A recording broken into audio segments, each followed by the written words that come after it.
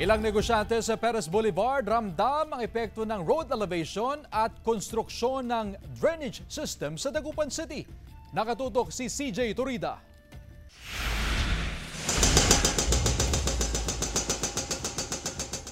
Patuloy ang road elevation project sa Perez Boulevard sa Dagupan City.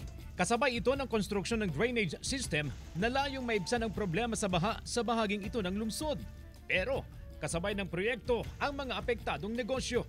12 taon nang nagbebenta ng pagkain si Windy sa Perez Boulevard. Tumumal daw ang bentahan sa kanyang pwesto dahil sa ginagawang proyekto. Malikabok, saka may mga sumisingaw, mabaho. Mas lalo nito, pagkain po yung business namin. So, nakapekto din po talaga siya. Dahil sa proyekto, nararanasan ng traffic sa Perez Boulevard. Kaya nakatutok ang mga traffic enforcer ng Public Order and Safety Office. Apektado ang mga motorista at ilang commuter. Sa traffic po, na halos lahat ng oras andun eh. Doon po talaga namamatay yung oras. Imbis na hindi ka malilate ka po.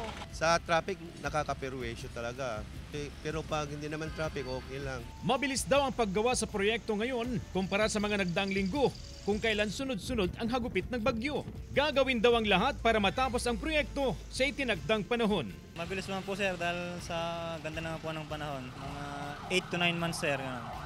Kasama si Henry Duminzil, CJ Torida, One North, Central Luzon.